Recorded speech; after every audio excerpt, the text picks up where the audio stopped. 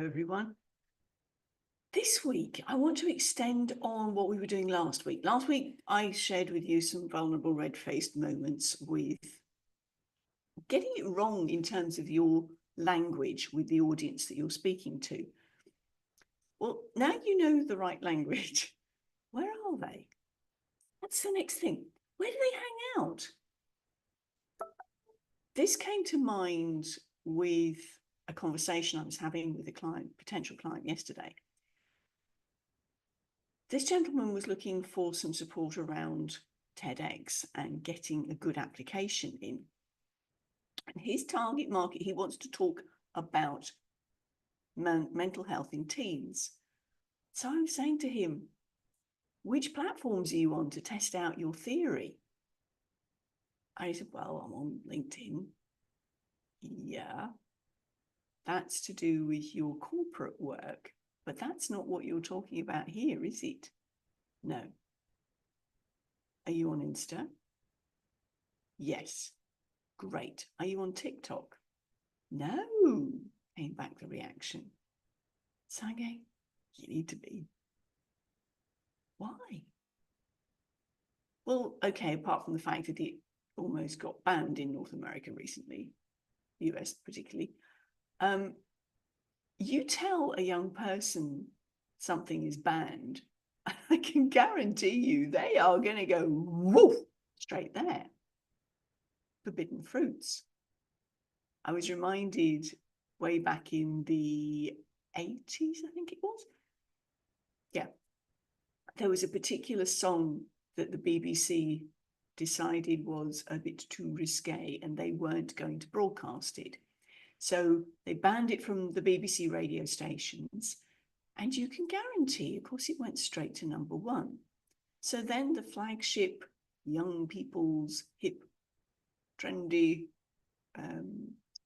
charts show was left in a bit of a dilemma because under the BBC rules, they couldn't actually broadcast the number one song. They realized that you can't ban stuff and expect it to just disappear. You ban something, it becomes all the more sought after, the forbidden fruits thing.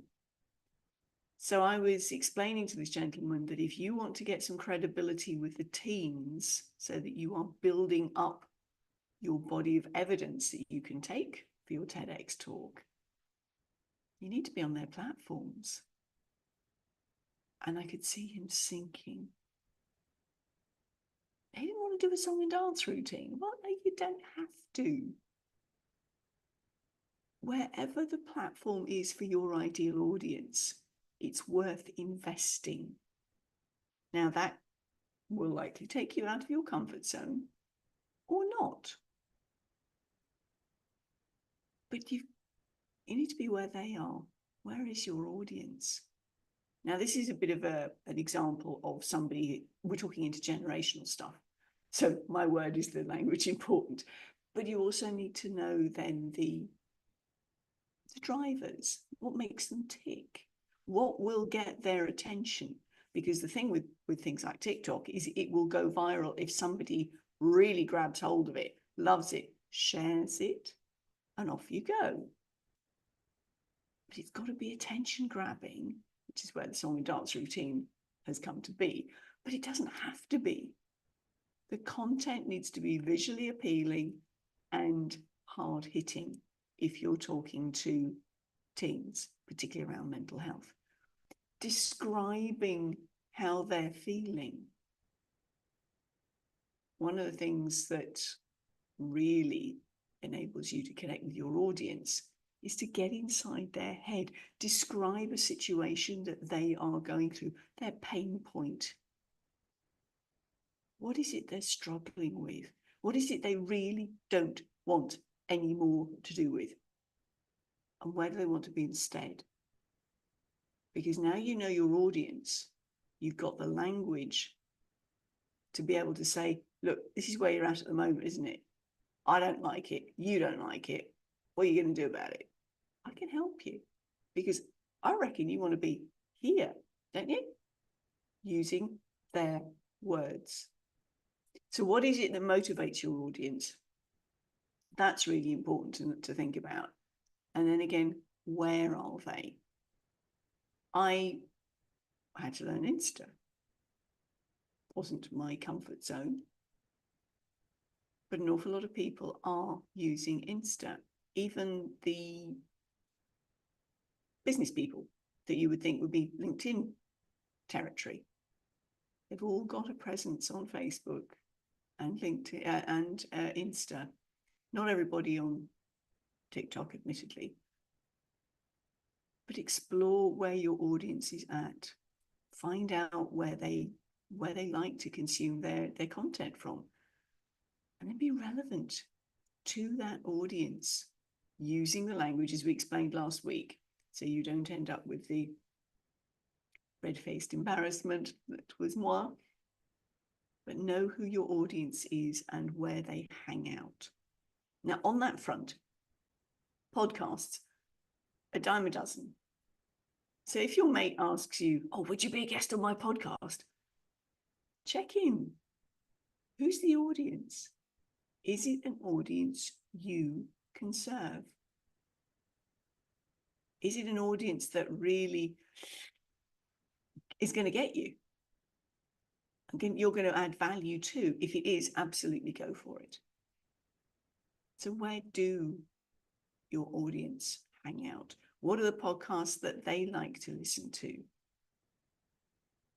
Find out. Ask them. And then see if you can't pitch to those podcasters. Now, if Joe Rogan or Mel Robbins are their jam, don't write that off. Lots of seemingly insignificant people have made it on those shows. Now, there's an art to getting on the big ones, admittedly, and you may have to work up to them. But work out what are your audience listening to? What are they watching? And that's where you are going to be consistently. And that's important too, because in terms of building that credibility, it's having a consistent presence. Swapping things up a bit so the algorithm doesn't go, oh yes, right, they only do static posts. Throw in the odd video, particularly video, because that will get you noticed more. The algorithms push moving pictures. And if you are talking, then and you put a audio behind it, check the audio levels, because what you don't want is for you to be a talking head and people having to lip read what you're saying over the soundtrack. Scroll, you'll lose people very, very quickly that way. So have some fun with this, play with it, see it as a growth experience if it's a platform that you're not familiar with yet. Have fun. Be where your audience is. Because if they see that you get them and you care about them, then they're going to follow you. And you've got more of an opportunity to share your wisdom and your value with them. Trust this has been useful. Last week we were talking about identifying particular language patterns, what to say and what not to say.